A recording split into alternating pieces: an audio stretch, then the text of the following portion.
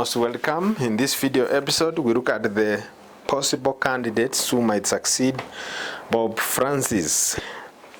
133 cardinals will form the conclave to choose the one of their own as the next pope, and this is done in a secret ballot. The one who wins will earn or will have to receive 2/3 majority of the votes. This will probably be done in several rounds of voting. Unsuccessful ballots will be burned twice per day. A black smoke means no winner. White means new pope is found. So that is the procedure. So who will replace Pope Francis? One of the people we are going to discuss here is the next Pope of the Roman Catholic Church. We start with the number one. Number one is a black Pope, if he makes it, if he's elected. He's from Ghana. His name is Cardinal Peter Kodwo Apia Taxon. Cardinal Peter Kodwo Apia Taxon. This cardinal is a black cardinal from Africa, from Ghana to be specific. He's 76 years old. He can become the first pope from Africa. Born in Wasau, Nzuta. He was ordained in 1975 as a priest. He became an Archbishop of Cape Coast in 1992. He was the first ever pope, he was the first ever cardinal in Ghana, which at that time previously was the Cape Coast. He was made a cardinal in 2003. In 2009, he moved to Vatican to receive some experience working for the Vatican as the head of Pontifical Council of Justice and Peace. In 2021, he was appointed the head of 2 pontifical academies on sciences and sociosciences.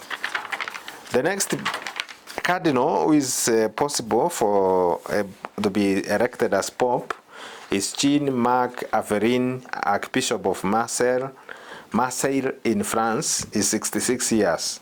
He is highly educated. He has a doctorate in theology. He was born in Algeria to Spanish immigrants. He became a bishop in 2013, a archbishop in 2019, and a cardinal in 2022. The third possible candidate for the pope is Cardinal Peter Edo from Hungary. He's 72 years old. He became the youngest cardinal at the age of 51 and remained so for many years. He speaks excellent Italian, German, French, Spanish, and Russian. Next candidate is Cardinal Mario Grecchi, Secretary General of Synod of Bishops. He's from Malta, Ireland. He's 68 years old.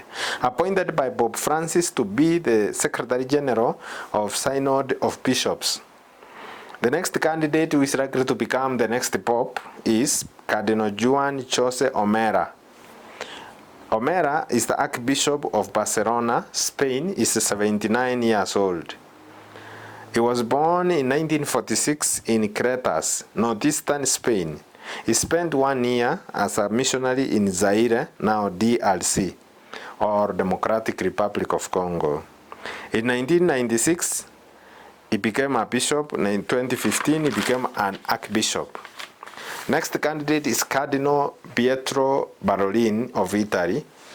He is a Vatican diplomat and is 70 years old. He doesn't have a lot of pastoral experience, but he has worked as a Vatican for most of his career as a priest or a bishop and now a diplomat. He served as a diplomat for many years for Vatican. He served as Pope Francis' secretary since 2013. Secretary of State is often referred to deputy pope because they rank second to the pontiff in the Vatican hierarchy. Vatican ambassador in Venezuela. He served as Vatican ambassador in Venezuela. He speaks several languages. Next candidate who is likely to become the next pope is Cardinal Luis Antonio Joaquin Tagle, a Filipino aged 67, is the Bishop of Imas and Archbishop of Manila. He became a cardinal in 2012, and in 2019 he was the head of Catholic Church Missionary Arm, which is officially called Dicastery for Evangelization. He speaks fluent Italian and English. Between 2015 to 2012, he was the top leader of Caritas International. Next candidate for the Pope is Cardinal Joseph Tobin, Archbishop of Newark. This is an American, he's 72 years old, and is a former leader of Redemptorists. Tobin speaks Italian, Spanish, French, and Portuguese fluently. Archbishop of Indianapolis in Indiana, he served as the Archbishop of Indianapolis, Indiana, and in 2016 he was elected as a cardinal. He was made a cardinal in 2016 by Pope Francis.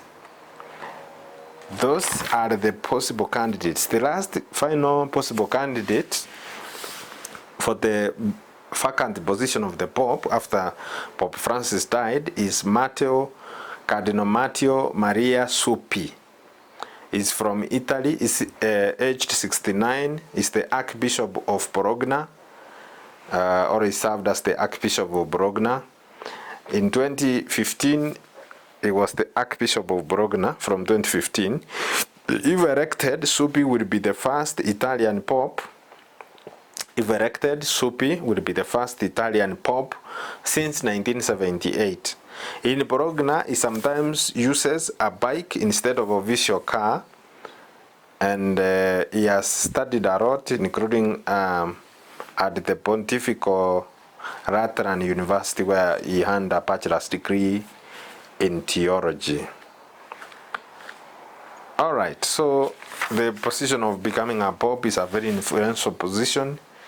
A pope is head of the Roman Catholic Church globally.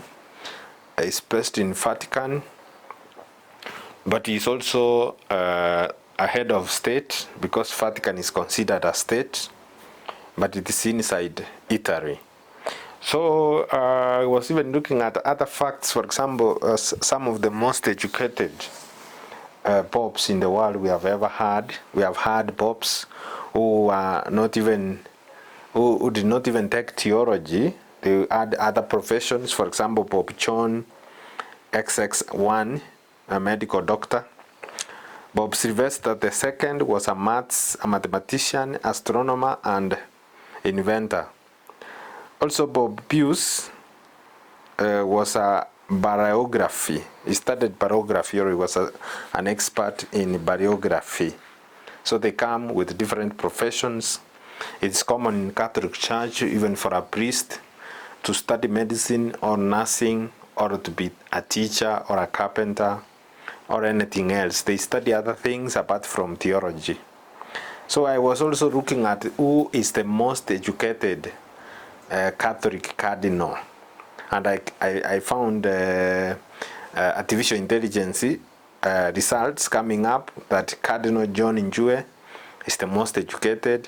He spent the years between 1967 and 74 studying, and he earned licentiates from Pontifical Urbanian and Lateran universities, licentiate in pastoral theology course in spirituality from the USA. He is highly educated. We shall look at his profile later on, but Cardinal John Njue is the one who will represent Kenya at the conclave, where they will decide the new pope. So we are waiting for the white smoke from Vatican to know, among these men we have discussed here, who is going to become the next pope or the head of the Roman Catholic Church. We shall continue. This is a developing story. We shall continue checking it out and updating you here on YouTube and also on other social media platforms. So keep tuned, and thank you for being one of our supporters or for following us here on YouTube. Thank you very much. See you in the next episode.